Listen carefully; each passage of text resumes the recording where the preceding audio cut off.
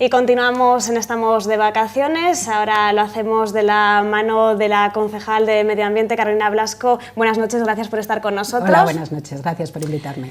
Y pues para hablar de unos temas de actualidad, como no pueden ser de otra forma, porque es que la pasada semana presentabais esos tres planes, el plan especial del río Arlanzón. Tengo la chuleta, lo voy a leer, Carolina, te parece que cae bien. El plan director de actuaciones en las márgenes del río y también ese plan de acondicionamiento y una actuación de adecuación paisajística de lo que viene siendo el Parque de la Quinta.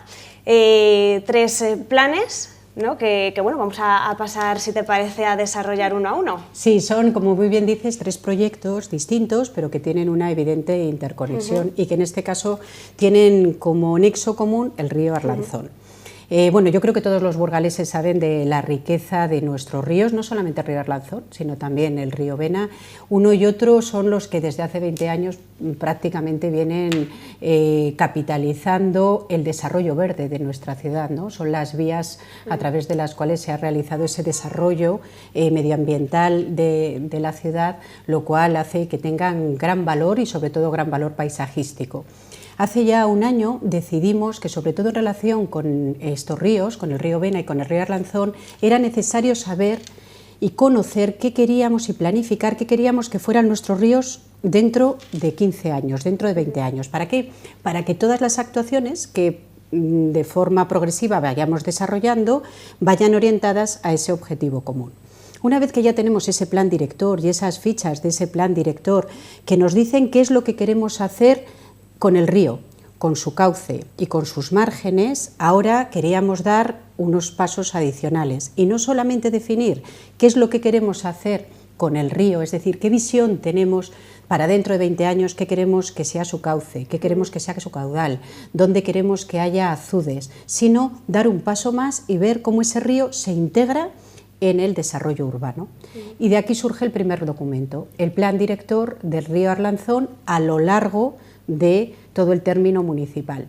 ¿Con qué finalidad? Bueno, con la finalidad de homogeneizar urbanísticamente, respetando todos los aspectos medioambientales que con carácter previo ya se han definido, pero para que tenga cierta homogeneidad desde el punto de vista urbanístico. ¿Para qué? Pues para que sus pasarelas tengan un hilo conductor, para que las actuaciones que se hagan en los muros también lo tengan, para que cuando se define un espacio de deporte, ese espacio de deporte tenga continuidad, que cuando se decide también el carril bici, que ese carril bici no se vaya haciendo a trozos, sino que tenga continuidad y sobre todo urbanísticamente decidir también las comunicaciones de esos espacios que están alrededor del río Arlanzón. Por lo tanto, una vez que hemos definido cómo queremos que sea el río y cómo queremos respetarlo de futuro, pasamos a cómo queremos que urbanísticamente todas las actuaciones que hagamos den homogeneidad al discurso al curso del río Arlanzón.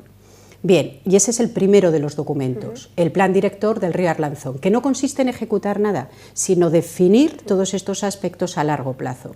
El segundo, el estudio especial del río Arlanzón. Bueno, hay muchos espacios de nuestro río Arlanzón que sabemos que son fácilmente inundables y por eso nos parece que antes de desarrollar ninguna actuación urbanística debemos de saber esas condiciones de inundabilidad que tienen. ¿Para qué? Para hacer actuaciones urbanísticas que sean compatibles con la hipotética y escasa posibilidad de que pueda haber una inundación, pero lógicamente no se puede poner un parque en una zona en que sabemos que va a ser fácilmente inundable. Entonces, el segundo plan o el segundo documento consiste precisamente en hacer un desarrollo hidrológico en que se trabajen esas zonas más fácilmente inundables en el entorno fundamentalmente del cauce Molinar, para saber a qué atenernos en el futuro y tomar decisiones teniendo en cuenta estos aspectos. Y el último documento, este ya no es una planificación a largo plazo, sino que es un documento para desarrollar un proyecto que se ejecutará en el momento que haya disponibilidad presupuestaria. ¿Y de cuánto tiene que ser la disponibilidad presupuestaria? Bueno, pues no lo sabemos, porque precisamente de la redacción de este proyecto tiene que cuantificarse la actuación. ¿Y este proyecto a qué afecta? A la Quinta.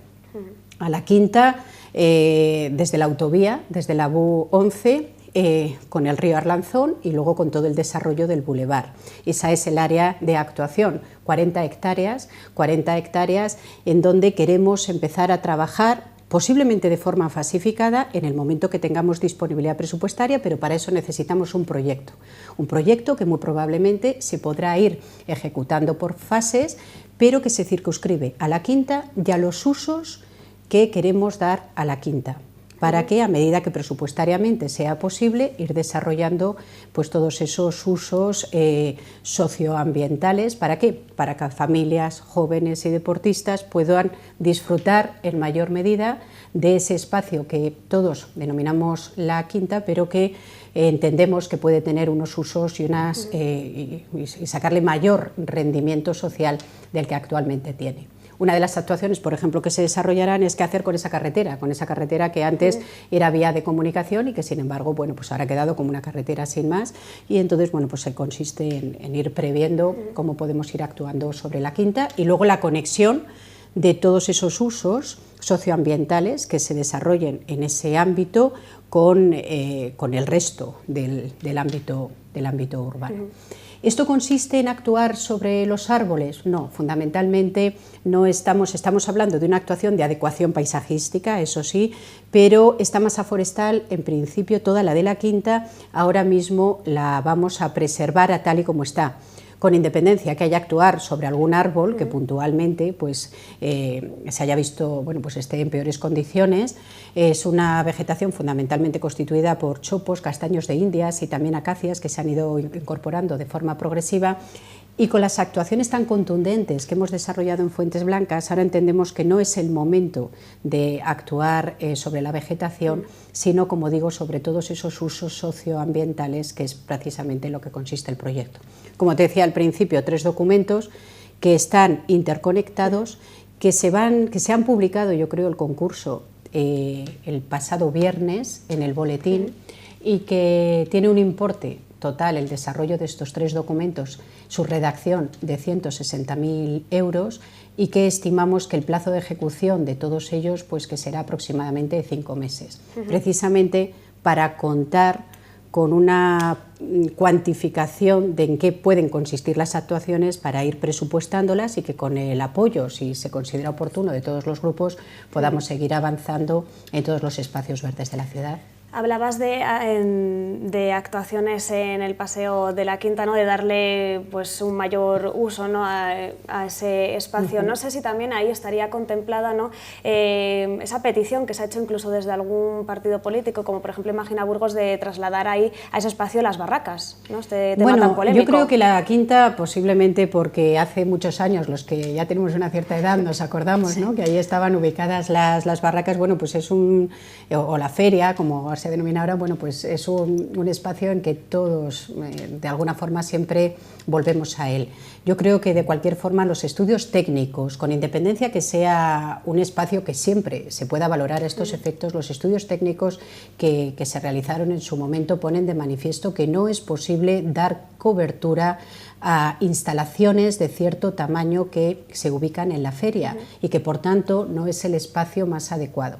Es un espacio de ocio, de esparcimiento, de recreo, pero posiblemente no está enfocado a ese tipo de ocio, y sobre todo, además, lo he dicho en algunas ocasiones, precisamente ubicar atracciones de determinada dimensión en un lugar en donde hay abundante vegetación puede generar también situaciones de peligrosidad adicional sobre lo que puede suponer ubicarlas en cualquier otro espacio. Por eso nosotros, claro que estamos con todos los grupos políticos que demandan que se debiera de ubicar la feria en un espacio adecuado para tal fin. Lo que pasa que no sé si en este momento entra dentro de las prioridades no solo del equipo de gobierno, sino de todos los grupos políticos, en tanto que hay otras actuaciones que posiblemente son más necesarias en este momento en la ciudad. Sería perfecto contar con un recinto ferial, lo que ocurre que es que ese recinto ferial tiene que cumplir, a juicio de todos, con tantos requisitos, que es muy difícil que cumpla con los requisitos, que esté en una zona de centro, que tenga fácil acceso, que tenga aparcamiento, que no moleste a nadie. ¿Dónde está eso?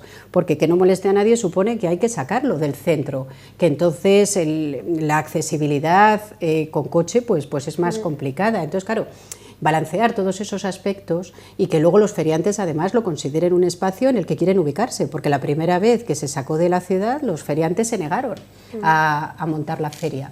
Entonces, claro, yo creo que todo esto tiene que estar muy bien pensado y claro que el espacio en que actualmente están ubicadas las barracas es muy mejorable y claro que afecta al polígono docente y a algunos de los institutos o algunos de los espacios docentes que hay que de los 5 días de montaje de las barracas, pues lógicamente ven afectada la entrada y la salida por razones de seguridad, pero posiblemente de todos los que hasta ahora se han valorado, no hemos encontrado una alternativa que nos lleve a tomar la decisión de hacer ese traslado.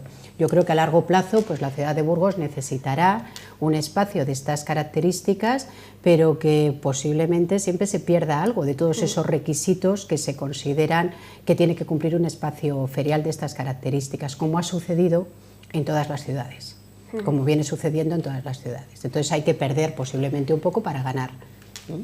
Parece que entonces sí que está bastante claro que no va a poder ubicarse ahí esa feria, porque tampoco me imagino que lo consideran, ¿no? Como has dicho, bueno, ciertas, vamos a ver, nosotros ahora mismo estamos en el ámbito, en la época como yo creo que de llegar a acuerdos, primero,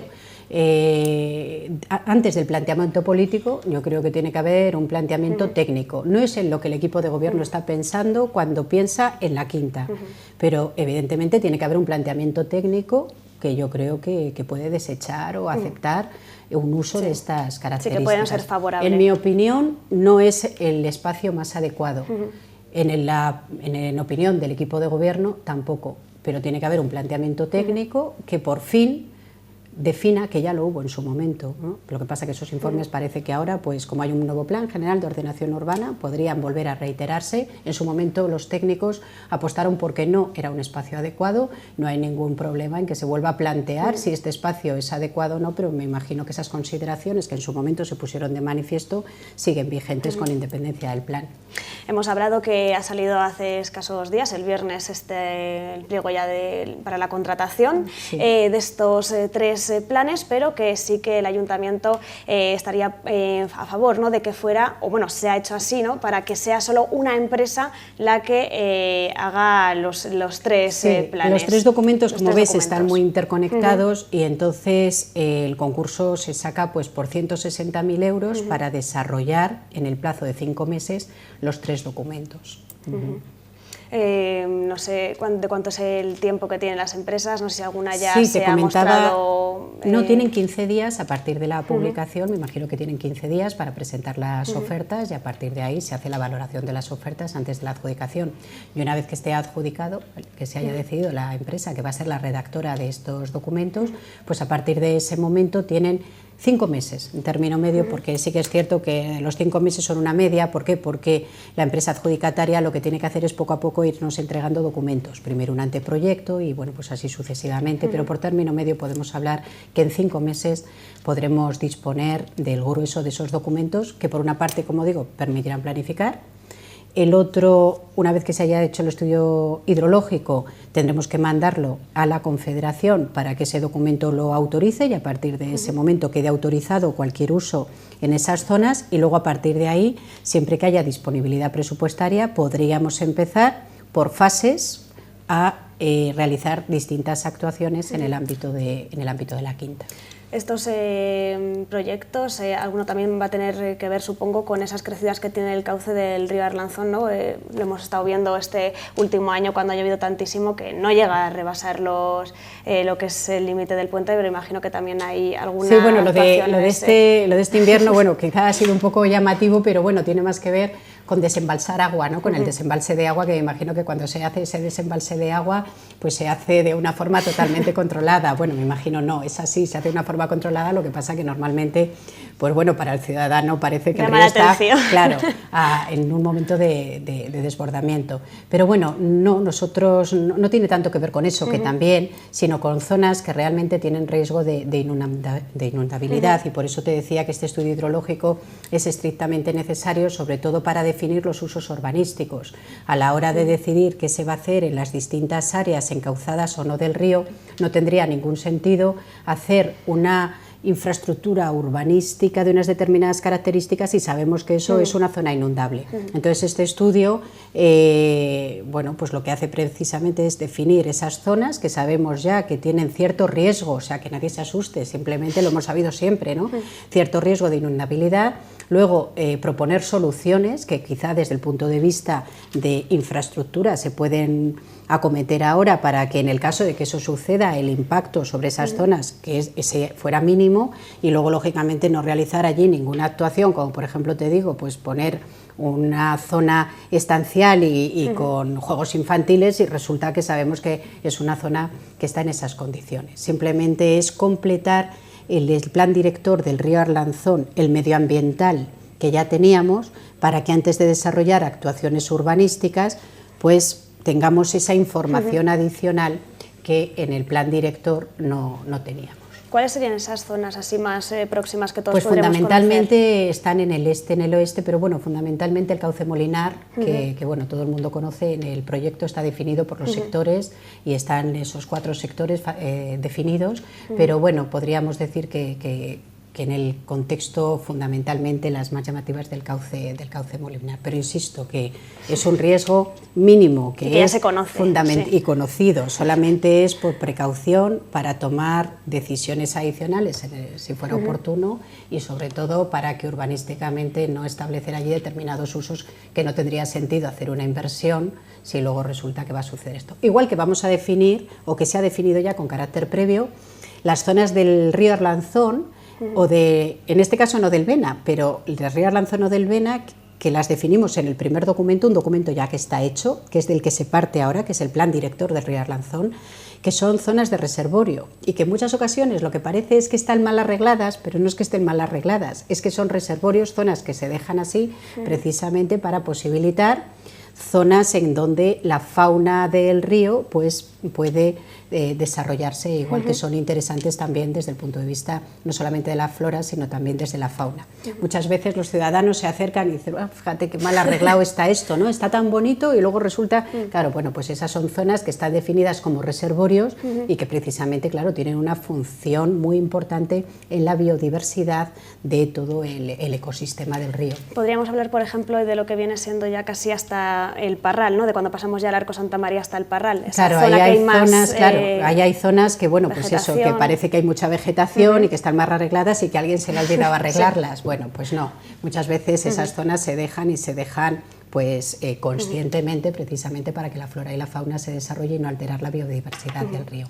Y entonces lo que se hizo en el primer estudio es precisamente sectorizar tanto el río Arlanzón y en este estudio también el río Vena, y definir a largo plazo qué zonas van a ser zonas de reservorio, qué zonas van a ser zonas de azudes, en qué zonas del río se puede abrir a la ciudad, al estilo de lo que se ha hecho enfrente del complejo del Museo del Complejo de la Evolución Humana. Claro, pues entonces no tendría sentido definir espacios donde la ciudad se abre el río y el río a la ciudad si es una zona inundable, o si es una zona de reservorio, o si es una zona donde va a ir un azud. Entonces se trata pues precisamente de todo eso, planificarlo y en futuras actuaciones siempre tener como referente este plan director. ¿Se está pensando, se tiene en cuenta hacer a largo plazo, me imagino, ya algo parecido con el río Vena? Sí, el río Vena es uno de los proyectos que vamos a definir ya de forma inmediata. Se realizó hace ya unos años una importantísima actuación en el río Vena, pero bueno, falta también de acometer una parte importante también del curso de este río, y lo que vamos a hacer es redactar el proyecto de forma inmediata. El plan director ya está hecho también, estábamos esperando a tener el plan director precisamente para también nuestro próximo objetivo sería el río Vena, que es otra de las arterias, como he dicho antes, que articula el desarrollo de nuestra ciudad en los últimos 20 años. No tiene nada que ver el río Vena hace unos años con lo que es actualmente, y en el futuro también va a ser una zona de ocio, una zona verde, una zona paisajística que hay que cuidar, porque de verdad debemos de ser conscientes de la relevancia y de la importante biodiversidad, no solamente ya paisajística, que tienen nuestros ríos. Pues si te parece, Carolina, como aprovechando que estás aquí, vamos a dejar lo que es el tema medioambiental de lado por el momento, ¿no? Nos has estado explicando perfectamente todo ese plan que se quiere hacer en torno al río Arlanzón, que lo veremos en unos meses, pero si te parece, como la actualidad manda, esta misma mañana, como sabes, habéis tenido en la Gerencia de Servicios Sociales esa petición, ¿no?, por parte de Imagina Burgos, que habría planteado la posibilidad de que se pudiera hacer las contrataciones de los consejeros, de los conserjes de los centros cívicos a través del personal del ayuntamiento, en vez de como se está haciendo actualmente a través de esa subcontrata, ¿no?, de esa empresa externa. No sé qué tienes bueno, que vamos decir a al ver. respecto. Primero, todo es posible. Segundo, las propuestas se hacen fácilmente, pero se ejecutan con más dificultad. Tercero, yo creo que hay que tener una visión de lo que se quiera que sea la plantilla municipal y cuáles son los contratos que se externalizan. Posiblemente ahora nadie se plantearía que el servicio de limpieza de las instalaciones municipales se hiciera con personal municipal, porque es una fase que ya ha pasado. Bueno, pero sin embargo, en contratos de estas características, la gestión hasta ahora de los centros cívicos estaba externalizada en su conjunto y, bueno, y precisamente esta mañana se ha llevado a la Gerencia de Servicios Sociales pues, la propuesta para volver a sacar el concurso para la gestión de los centros cívicos en su conjunto, que son 4 lotes y efectivamente uno de ellos es precisamente al que afecta a todo el personal que tiene que ver con conserjes e información. ¿Puede ser personal municipal? Bueno, sí, podría llegar a ser. Lo que pasa que una vez que se ha optado porque la gestión de los centros cívicos se externalice, pues parece que lo que tiene sentido es seguir esa senda que previamente se ha establecido. ¿Podría ser de otra forma? Pues podría ser, como he dicho antes. Lo que ocurre es que no es el momento más adecuado para plantearlo. ¿Por qué? Porque todos los grupos municipales saben, Imagina también, que actualmente existen muchísimas restricciones a la contratación por parte de las administraciones, de todas, pero también la administración local, que tenemos limitada desde hace muchos años la tasa de reposición y que el incremento de nuestra masa salarial está también limitado y es complejo. Con lo cual, decisiones de estas características no son fáciles ahora mismo de implementar.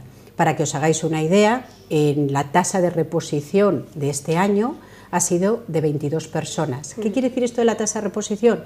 Que las plazas que podemos sacar oposición para que entren nuevas personas al ayuntamiento ha sido solo de 22 personas. 6 policías, 6 bomberos.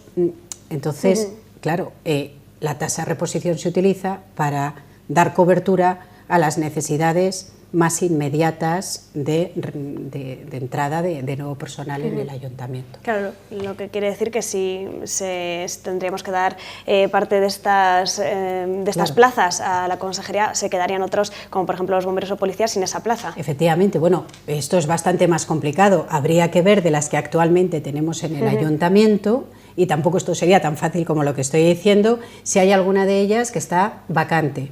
Y esas que están vacantes, bueno, pues poder incorporarlas también a la oferta pública de empleo. Si no hay plazas vacantes, había que crearlas. Si se crean nuevas plazas, se incrementa la masa salarial, que es otro de los límites que no... O sea, que todo es bastante más complicado y tampoco es cuestión de abordar aquí esto que es difícil a su vez de comprender.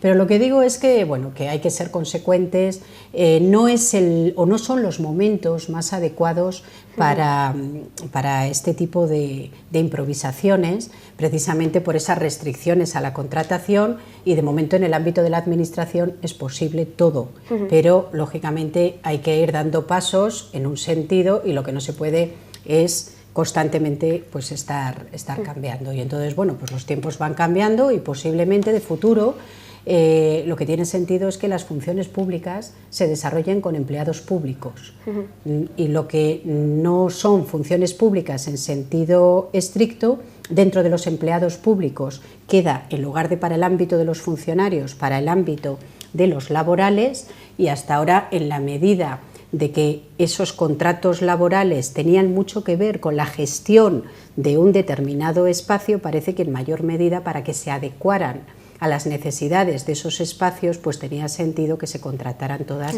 de forma conjunta. ¿Un modelo es mejor que otro? Bueno, pues lo que habría que hacer es valorar económicamente. Valorar económicamente ambos modelos para ver cuál es el más ventajoso. Me imagino que en su momento, cuando se tomó esta decisión, se hizo y se vio que el más ventajoso desde el punto de vista del coste final es este. Pero todo se puede arbitrar, todo se puede articular, pero este es posiblemente el momento más inadecuado para hacer cambios de estas características. Además, entiendo que esto no solo se centrará, es porque ha sido la Gerencia de Servicios Sociales, en los conserjes de estos centros cívicos, sino que también se podría extrapolar a otros ámbitos también que se está haciendo así. Claro, por supuesto, siempre se ha hablado de la municipalización, bueno, pero esto son tendencias, se habla de la externalización, de la municipalización, por ejemplo, pues yo qué sé, el servicio de limpieza. El servicio de limpieza prácticamente ahora mismo todos los ayuntamientos lo tienen externalizado, todos. Que no quiere decir que haya dejado de haber control de lo público sobre la gestión de un servicio que sigue siendo público. Lo que quiere decir que se desarrolla a través de una empresa privada. Entonces, los camiones de recogida de la basura no son nuestros, las instalaciones en principio no son nuestras, o sí pueden llegar a serlo, y el personal no es nuestro. Pero hay un control de lo público sobre lo privado y un pliego de condiciones en donde la administración local dice cuáles son las condiciones en las que quiere que se preste ese servicio. ¿Que podría llegar a hacerse con personal municipal? Podría llegar a hacerse con personal municipal. En este ayuntamiento hay ejemplos de todo. El servicio de autobuses se hace con personal municipal, mientras que en otras ciudades es un servicio que ya está externalizado. El servicio de limpieza se hace a través de un contrato, pero es un servicio público y el control sigue siendo público. Quiero decir que hay ejemplos pues, de gestión distinta y que no por ello deja de haber control público. Incluso un paso más sería el que tenemos en la gestión del agua. ¿Es un servicio público? Sí. ¿Se presta directamente desde el ayuntamiento? No, se presta desde una sociedad, pero de capital eminentemente público.